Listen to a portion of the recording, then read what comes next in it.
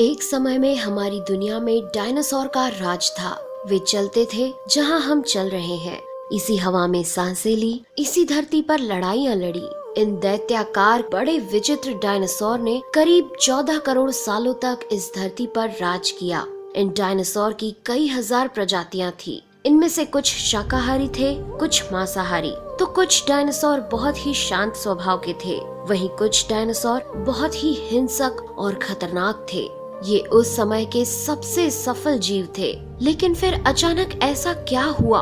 आखिर वह कौन सी घटना थी जिसने इनका नामो निशान ही मिटा दिया?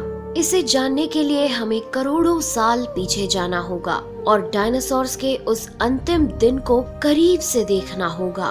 तो आइए चलते हैं आज से 65 मिलियन साल यानी कि 6 करोड़ 50 लाख साल पीछे।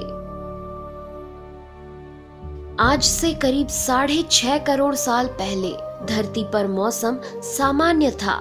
चारों ओर सूरज की रोशनी बिखरी हुई थी। लंबे लंबे पेड़ों से टकराती समुद्र की ठंडी हवाएं और चारों तरफ डायनासोर के चिल्लाने चिंघाड़ने की आवाजें। जब ये सारी डायनासोर प्रजाति बड़े ही आराम से धरती पर अपना जीवन बिता रही थी, तब 10 करोड़ साल पहले ही इनकी किस्मत लिखी जा चुकी थी। 10 करोड़ साल पहले एक छोटा एस्ट्रॉइड का टुकड़ा जो सुदूर अंतरिक्ष से आ रहा था, वह पृथ्वी से लगभग 20 करोड़ मील दूर मंगल और बृहस्पति के बीच बने क्षुद्र ग्रह बेल्ट में घूम रहे एक बड़े एस्ट्रॉइड से जा टकराता है। इस टकराव से उस बड़े एस्ट्रॉइड की दिशा बदल जाती है और वह क्षुद्र ग्रह बेल्ट से निकलकर सीधे पृथ्वी की ओर 22,000 मील प्रति घंटे की रफ्तार से बढ़ने लगता है। जब यह एस्ट्रॉइड पृथ्वी से 3,84,000 किलोमीटर की दूरी पर था, तब धरती से शायद डायनासोर का अंत ना होता यदि यह एस्ट्रॉइड पृथ्वी के उपग्रह चांद से टकराता। लेकिन नियति को कुछ और ही मंजूर था, इसलिए ये बड़ा एस्ट्रॉइड चांद के बहुत नजदीक से गुजर गया। 40 किलोमीटर के व्यास वाला 2 ट्रिलियन मेट्रिक टन का ये एस्ट्रॉइड प्रत्येक सेकंड के साथ साथ धरती के करीब बढ़ता जा रहा था। ये एस्ट्रॉइड जब पृथ्वी के वातावरण के संपर्क में आया तो इसकी रफ्तार एकाएक 70,000 किलोमीटर प्रति घंटा हो गई। पृथ्वी के वायुमंडल में घुसते ही घर्षण की वजह से ये एक भयानक आग के गोले में बदल गया। ये इतनी रफ्तार से धरती की ओर बढ़ रहा था कि सिर्फ 4 मिनट में इसने अटलांटिक ओशियन को पार कर लिया। इसकी चमक इतनी अधिक थी कि धरती पर टकराने से पहले ही हजारों जीव आग के इस दहकते गोले को देखकर पूरी तरह अंधे हो चुके थे। ये जीव उस उल्का को देख नहीं पा रहे थे, लेकिन वह उसकी भयानक गर्मी को महसूस कर रहे थे। कुछ ही क्षण में ये एस्ट्रॉइड मेक्सिको की खाड़ी के पास जमीन से टकराता है और लगभग 35,000 डिग्री सेल्सियस की ऊर्जा वाला एक भयंकर विस्फोट होता है। इस टकराव का विस्फोट लगभग 10 हाइड्रोजन बम के विस्फोट के बराबर था। ये विस्फोट इतना शक्तिशाली था कि इसके टकराते ही धरती की लाखों टन धातु अंतरिक्ष में चली गई। टकराव वाली जगह पर 180 किलोमीटर चौड़ा और 20 किलोमीटर गहरा गड्ढा बन गया।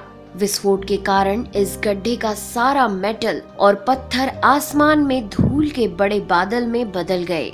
16 मिनट 40 सेकंड बाद जमीनी टकराव की वजह से धरती के अंदर चारों ओर 11.1 तीव्रता की भूकंपीय तरंगे उठने लगी। इस वजह से समुद्र में विशालकाय लहरों का निर्माण हुआ और एक के बाद एक सुनामी की लहरें चारों तरफ बढ़ने लगी। भूकंपीय तरंगों ने सभी सक्रिय ज्वालामुखियों को दहका दिया, जिसके कारण जगह जगह डायनासोर का विनाश शुरू हो गया। धरती के महाविनाश की प्रक्रिया आरंभ हो चुकी थी। इस भयानक विस्फोट में रेडिएशन की मात्रा इतनी बढ़ गई कि इसके 800 किलोमीटर के दायरे में आने वाले सभी जीव जलकर पूरी तरह राख के ढेर में बदल गए थे। इस महाविनाश में उड़ने वाले डायनासोर इन जमीनी खतरों से तो बच निकले, लेकिन ये तो महाप्रलय की बस शुरुआत मात्र थी। विस्फोट की वजह से जो लाखों टन मेटल, पत्थर और धूल अंतरिक्ष में गया था, वह ग्रेविटेशनल पुल के कारण ठीक 40 मिनट बाद आग के गोले के रूप में पूरी धरती पर बरसने लगे। साथ ही धूल का एक बहुत बड़ा तूफान 6000 किलोमीटर प्रति घंटे की रफ्तार से पृथ्वी के दूसरी तरफ मौत लेकर आ रहा था। ये धूल के बादल कई किलोमीटर मोटे थे, जिसकी वजह से धरती पर सूरज की रोशनी का पहुंच पाना असंभव हो गया।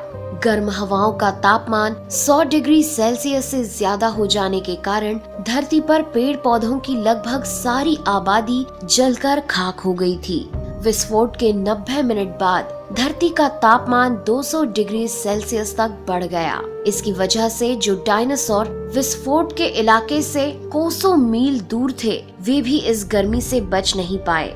इस महाप्रलय से धरती की कुल 90% प्रजाति पूरी तरह खत्म हो गई थी और जो 10% जीव धरती पर बच गए थे, उनमें से भी सिर्फ वही जीव जिंदा रह सके जिनका वजन 30 किलोग्राम से कम था। इसका कारण ये था कि इस महाप्रलय में लाखों की संख्या में जीव मारे जा चुके थे और पेड़ पौधों की सारी आबादी भी जलकर राख हो चुकी थी, जिसके चलते यहाँ जो बड़े और विशालकाय जीव जीवित बच गए थे, उन्हें भरपूर मात्रा में खाना पीना ना मिल सका। लेकिन ये महाप्रलय किसी अन्य जीव के लिए फायदेमंद साबित होने वाला था। धरती पर डायनासोर का अंत एक छोटी प्रजाति के लिए सुनहरा अवसर लेकर आया और वह प्रजाति थी मैमल्स की।